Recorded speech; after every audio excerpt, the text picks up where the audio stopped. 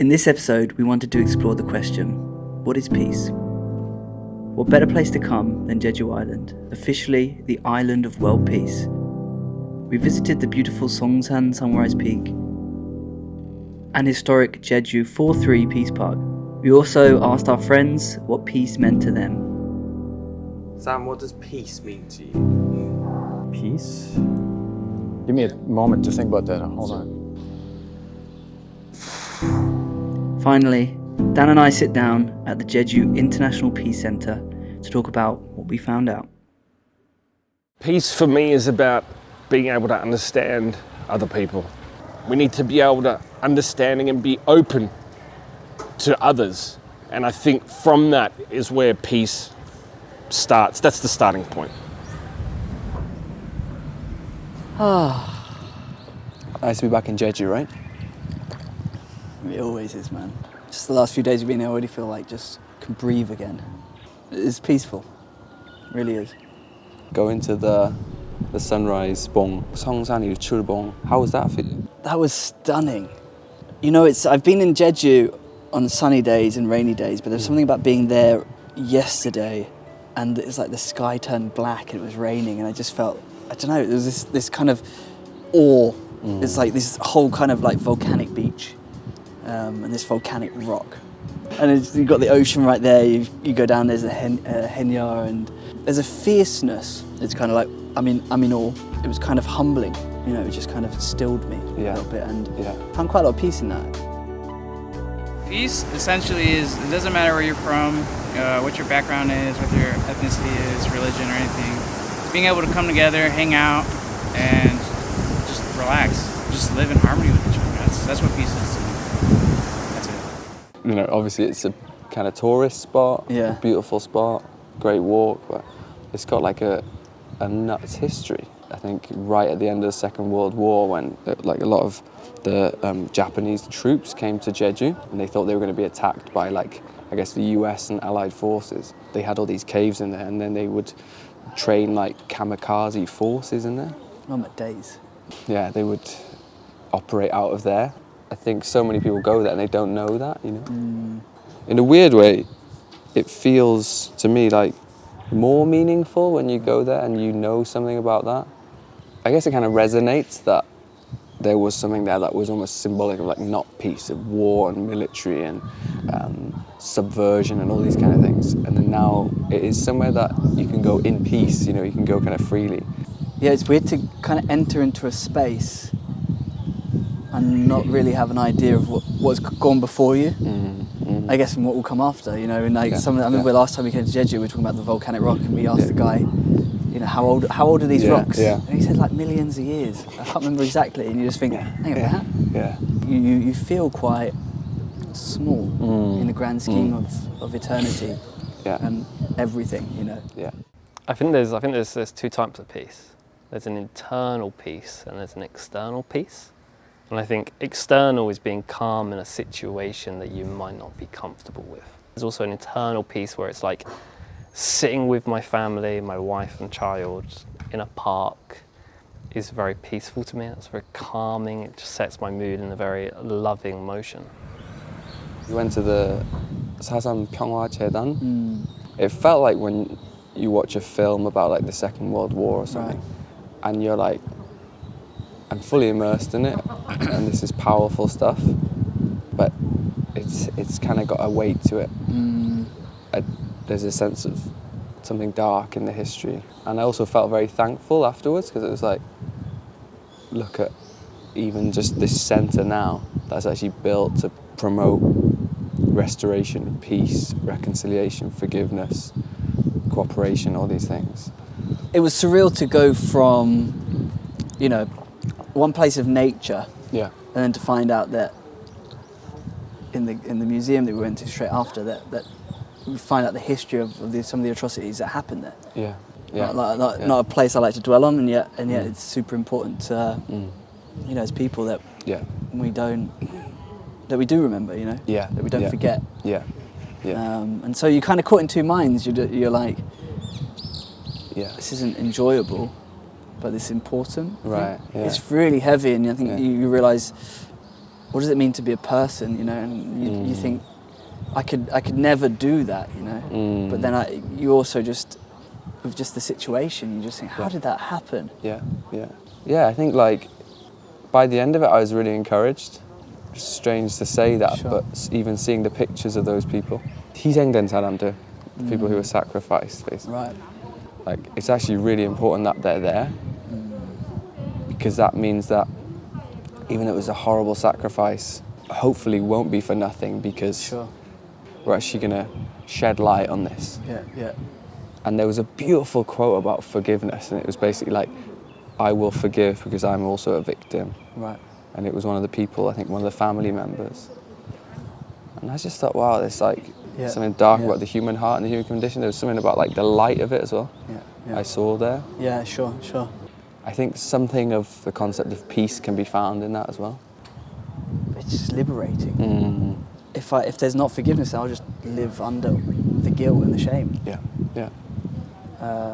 And then that will be my identity. Yeah. So without forgiveness, you can't have an opportunity to, you know, be brought back. Be redeemed. Be, you know, have an opportunity to be new. And it's almost like the slate is made new. Peace to me means no war, no strife, and more happiness. Peace, I think, is something that's very internal. It can be very chaotic outside, but then if personally I'm at peace with whatever I'm doing, then that's peace. This island itself has become a symbol of peace. Right. And like this center here is kind of the center of that. Apparently there's like loads of peace cities and peace areas, but Jeju is a peace island internationally. Towards the end of the Cold War, they had a summit between the Soviet Union and Korea in Jeju. Wow. It sounds weird saying it's kind of strategic in its place in East Asia, Northeast Asia, China, Japan and Korea. And then they hold this Jeju International Peace Forum, promoting peace and like bringing people from all different countries. Like you can see all the flags over there, right? That's super important because I think a lot of people are divided over things that aren't the main thing. And you think, oh, we do it this way and it's right, or you do it that way and it's wrong, or whatever. We can get so fixated on little things. It's just like you forget to, you know, what is a relationship, what is people, what is the beautifulness of, you know, being different, you know? And then coming together and going, let's celebrate difference. Yeah. What does peace mean to me? Well, interestingly enough, I think of that quote by Martin Luther King, which is, peace is not the absence of violence, but the presence of justice. So that's my view of peace. I think like something I hope for, it's amazing how Korea has come economically, industrially, socially, as much as Jeju is an island of peace. I think the Korean peninsula itself, you know, whether there's unification or not, if the Korean peninsula can become a place of peace, I think that would be such a beautiful thing, such a wonderful thing. When you say 안녕하세요, like 안녕 literally means peace, right?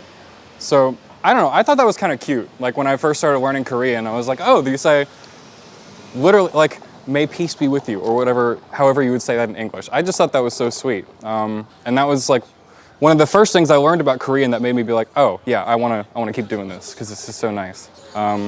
So I also generally associate that word with Korea, interestingly enough. So yeah. So obviously we had all these people, all these friends saying what their peace meant to them. So I guess, what does peace mean to you? What does peace mean to me? There's a lot of things that want to rob me of my peace. The day-to-day stuff, you know. I like to practice turning my phone off, kind of, you know, fasting, social media. You know, every now and again it feels like I'm listening to too many things, or, you know, I'm in that world too much. And I go out and I go to a mountain, or I love living in Seoul because you can just go to a mountain, or I jump on my bike, or I go for a cycle, or jump on my motorcycle and just go somewhere and just be and exist. And for me, peace is being still and stilling yourself. Yeah. You know, but then coming to Jeju, it's just like, honestly, I just feel like I'm just not that bothered about all the things that I'm bothered about, or even just personal desires in the same kind of way. Yeah. It slows me down, you know. I think there's peace on a level of countries not being at war. Right. That's the type of peace, and it's true and it's real. And sometimes I think when you come from maybe somewhere like the UK, you don't feel that as much, or the weight of that and the importance of maybe trying to understand that, you know. That is the type of peace, and I think there's this kind of feeling of peace, which I think is real and it's also important. Like you said, I love Jeju because it is peaceful. Like there are lots of places here that are peaceful. But I think there's a level of peace that can kind of fill you or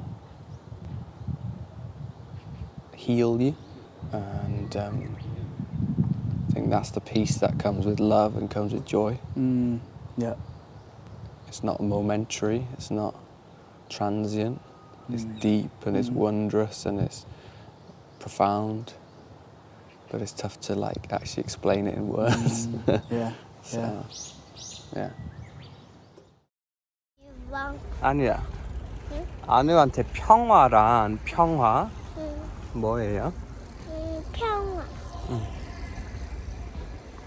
평화는 뽀까뽀까해? 평화는 뽀까뽀까해? 평화 아기 우리 자고 있다. 아기 오리 자고 있어? 그게 평화야?